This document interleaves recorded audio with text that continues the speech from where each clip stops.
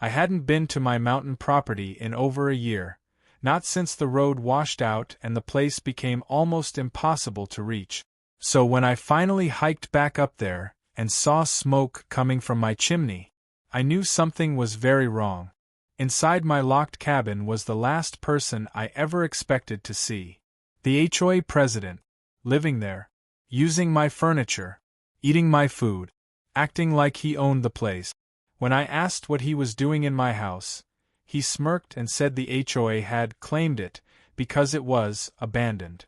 That's when I did something he never saw coming. I went back outside and blocked the only road off the mountain. No cell service, no way out, no HOA authority. Just a trespassing HOA president trapped on my land, and suddenly realizing how badly he'd messed up.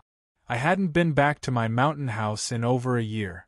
Not since a mudslide had torn up the old service road and turned the place into something only a four-wheel drive or a long hike could reach. The HOA had tried to fine me for neglect, but when I asked them how I was supposed to fix a road that no longer existed, they went quiet. So when I finally made the trip back up there, it was just supposed to be a quick inspection. What I didn't expect was smoke. Thin gray smoke drifted up through the pine trees, curling into the cold mountain air. For a second I thought maybe a forest fire had started nearby. Then I realized it was coming from one very specific place. My chimney. I froze, staring up the ridge at my cabin. That building was supposed to be empty. No electricity. No water. No one had permission to be there, not even the HOA. I tightened my grip on my pack and started up the trail.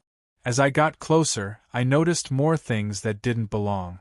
Fresh tire tracks, boot prints in the mud, a generator humming softly behind the house. Someone was living there. My front door was shut but not locked.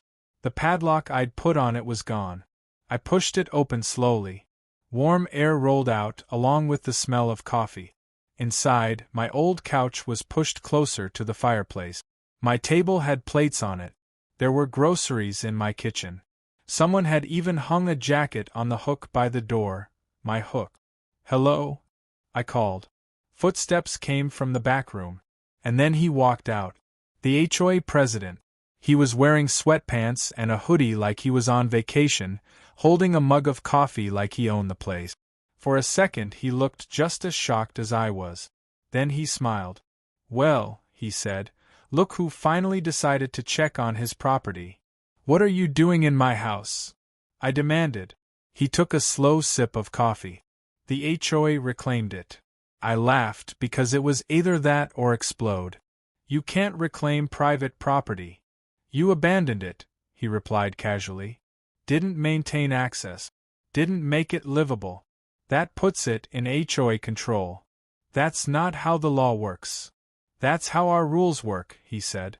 I looked around my cabin, at my furniture, my shelves, my family photos stacked in a corner. "You broke in," I said. "No," he replied. "We took over. There's a difference." I stepped back outside before I did something stupid. The mountain was quiet. No cell service. No neighbors for miles. And suddenly I realized something.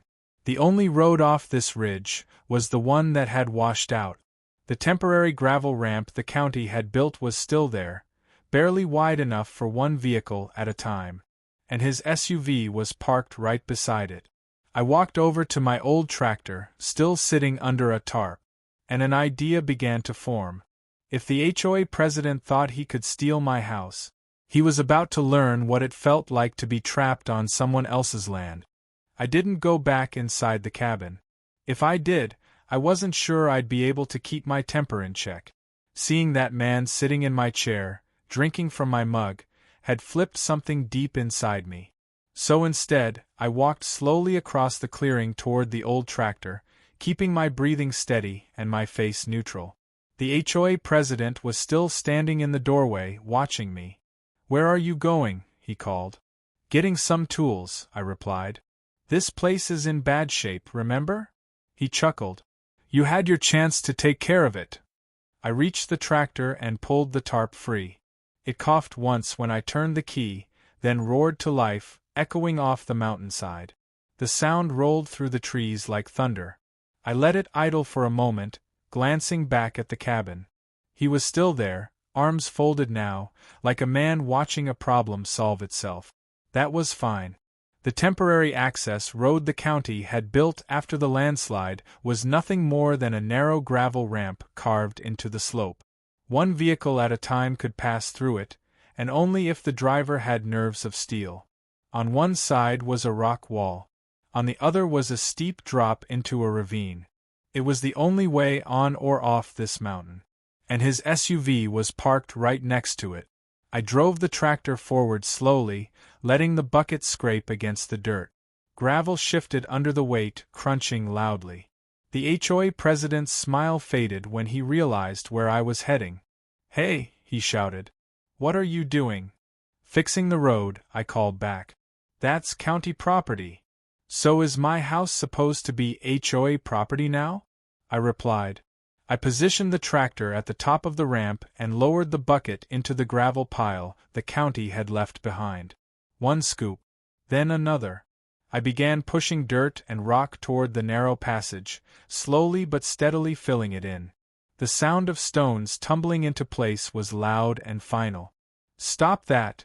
he yelled, jogging down from the porch toward me. "You can't block the road." "Why not?" I asked. "You said this place was under HOA control. Shouldn't you be able to handle it?" "This is illegal." "So is breaking into my home," I said, not looking at him. He reached the edge of the ramp just as I dumped another load of gravel into it. The passage was already half blocked. His SUV sat on the wrong side of it, tires inches from where the road used to be. "You're trapping me up here," he said, his voice rising. I shut off the tractor and turned to face him. "You trapped yourself when you decided to live in someone else's house." He pulled out his phone. "I'm calling the police." "There's no service," I said calmly. "You know that. It's one of the reasons you thought this place was safe to steal." For the first time since I'd seen him that morning, his confidence cracked. "You can't just hold me here." "I'm not holding you anywhere," I replied. "I'm just fixing a washed-out road on my land." "This isn't your land anymore." "Funny," I said, "the deed still says it is." I climbed back onto the tractor and added another load of dirt. The ramp disappeared completely under a mound of gravel and soil. There was no path left, just a wall of earth and rock where the only exit had been. Silence settled over the clearing. The HOA president stared at the blockage, then back at me. "You think this gives you power?" he snapped. "The HOA will come for you." "Good," I said. "They can bring a shovel." He looked around, finally taking in what he'd really done. No cell signal. No neighbors. No road. Just him, me, and a mountain that belonged to neither the HOA nor its president. "Let me go," he said quietly now. "You're free to leave," I replied. "As soon as you get off my property." And for the first time since I'd walked into my stolen cabin, the man who thought he owned everything realized how completely trapped he really was. The HOA president didn't stop pacing for a full minute. Back and forth across my clearing, his shoes crunching on pine needles, eyes darting from the blocked road to my cabin to the tree line like he was looking for a hidden escape route. But there wasn't one. This mountain only had one way in and one way out, and both were now under several tons of dirt and gravel. "You think this is funny?" he snapped. "No," I replied. "I think it's fair." He pulled his phone out again, jabbing at the screen like he might somehow force a signal into existence. "Nothing. Not even a bar." "You've trapped me," he said. "That's kidnapping." "You walked into my house without permission," I said calmly. "That's burglary. We're already way past technicalities." He glared at me. "The HOA will have you arrested." "For what?" I asked. "Fixing my own road?" He had no answer for that. Instead, he stormed back inside my cabin and slammed the door. A few seconds later, the generator kicked up, louder than before. I could hear him moving around, probably trying to make himself feel in control again by touching things that didn't belong to him. I took a slow walk around the property, checking the fence line and making sure the tractor was parked where he couldn't mess with it. Then I sat down on an old log near the blocked road and waited. About 20 minutes later, I heard his voice through the cabin window. "Hello? Yes, it's me. No, I can't leave." He blocked the road. He'd finally found a sliver of reception. I smiled. The mountains were cruel like that, a single spot where a call could slip through and nowhere else. He stayed there for almost an hour, pacing by the window, talking, arguing, raising his voice. From what I could make out, he was calling his HOA board, his management company, probably anyone who might rescue him. None of them could. There was no tow truck that could drive through a wall of dirt. No sheriff's deputy who could magically teleport up a washed-out mountain. If they wanted him out, they'd have to come up here on foot. And that would take time. A lot of time. Eventually he came back outside. "This ends now," he said, trying to sound authoritative. "The board has authorized me to negotiate." "Negotiate what?" I asked. "You'll give the property back to the HOA, and we won't press charges." I actually laughed. "You broke into my house," I said. "You moved into it. You stole my food, my furniture, my electricity. You don't get to not press charges. You abandoned it." "I owned it," I replied. "There's a difference." He rubbed his temples, sweat starting to bead on his forehead. The cold mountain air wasn't helping him think any clearer. "Fine," he said. "What do you want?" "I want you out of my house," I said. "And I want you to admit, on record, that the HOA has no claim to this property." "You're insane." "Then stay here." He looked at the blocked road again. Hours passed. The sun moved across the sky. The temperature dropped. Shadows stretched long over the clearing. Finally, he cracked. "Okay," he said quietly. "We never had a legal claim. The board just assumed you wouldn't fight back." "Say it again," I said, pulling out my phone and hitting record. He hesitated. Then he said it. "The HOA has no legal claim to this property. We took it without authorization." I nodded. "Good. Now move the road." "Not yet." His eyes went wide. "You said." "I said that was part of it," I replied. "The other part is you packing up your things and leaving my cabin exactly how you found it." He clenched his jaw, but he did it.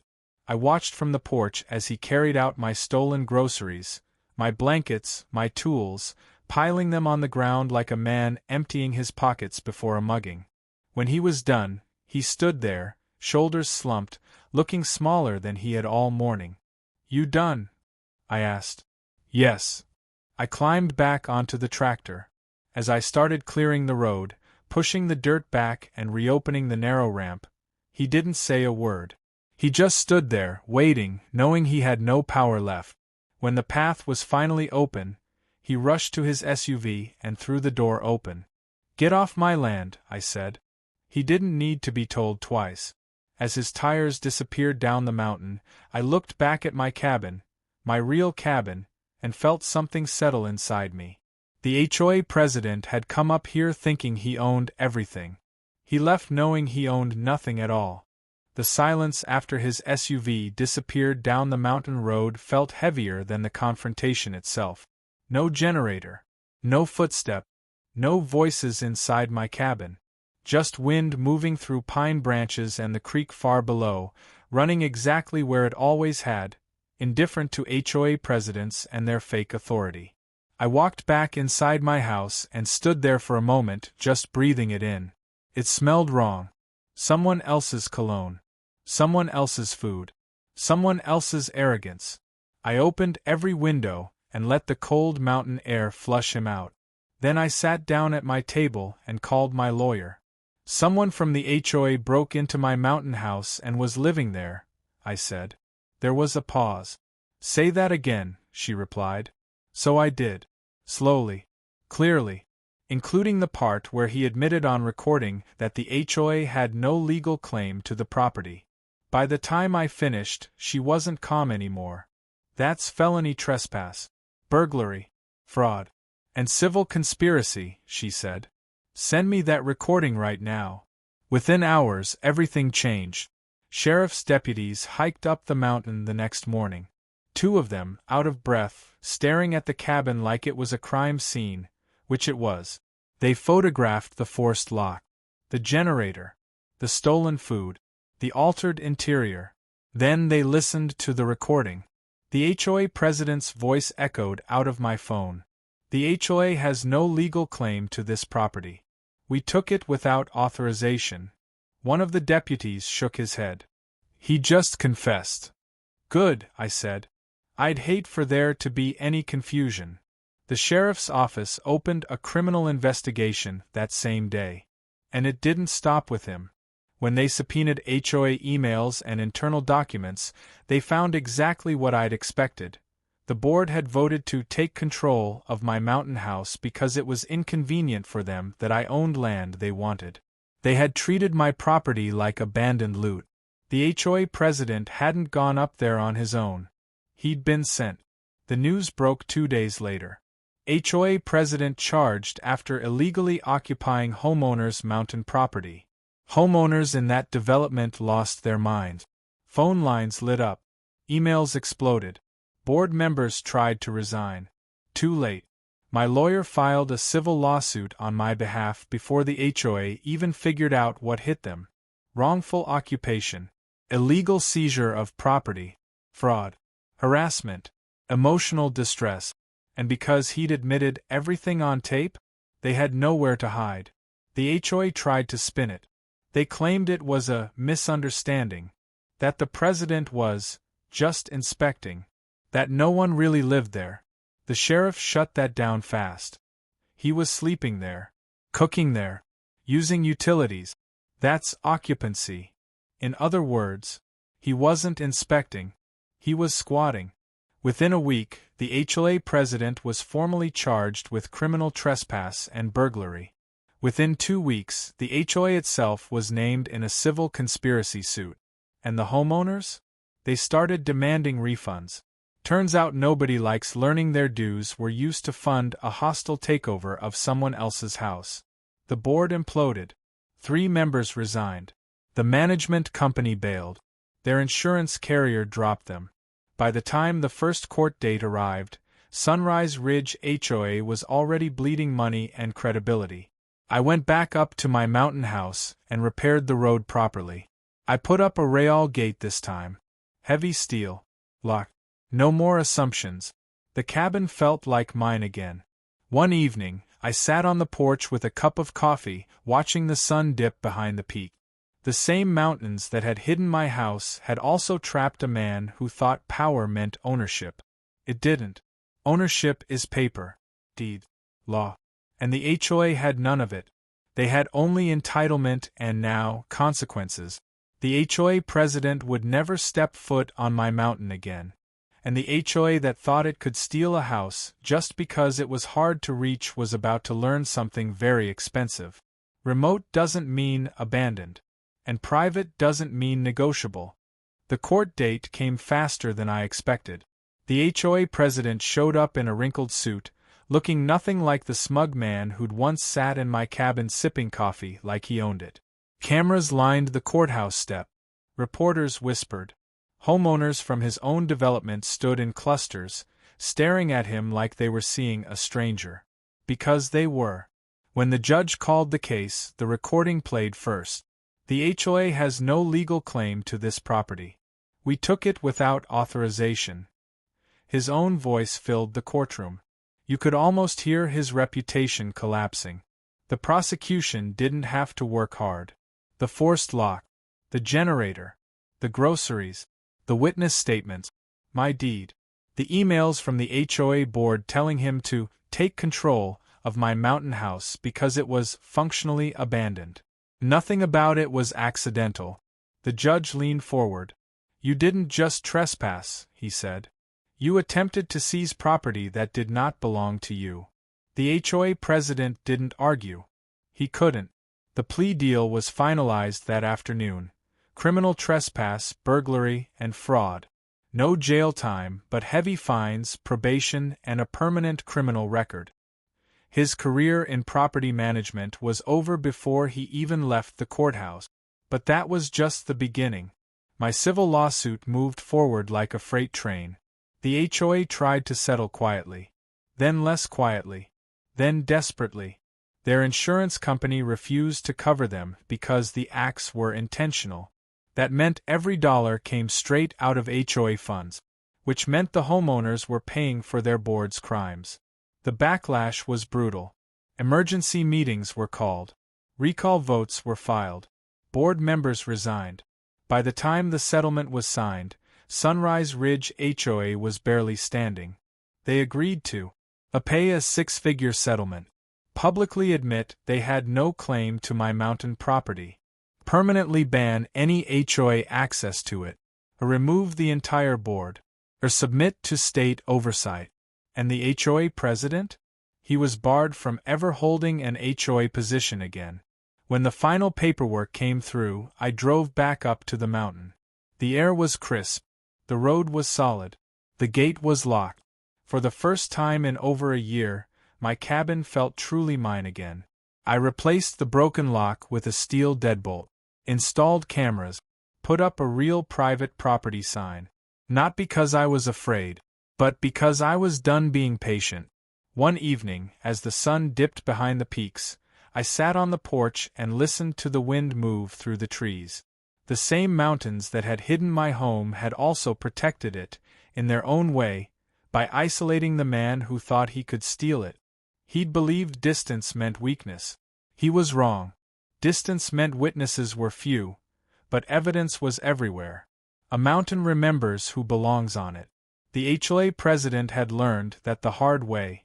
As for Sunrise Ridge, it became a cautionary tale. Every HOA within 50 miles heard about what happened when a board decided it could rewrite property law with arrogance and entitlement. They stopped pushing. They stopped threatening. They started reading deeds. Because one remote cabin on a forgotten mountain had reminded them of something very important. Ownership isn't decided by who shows up. It's decided by who has the right to be there. And this mountain? It was mine.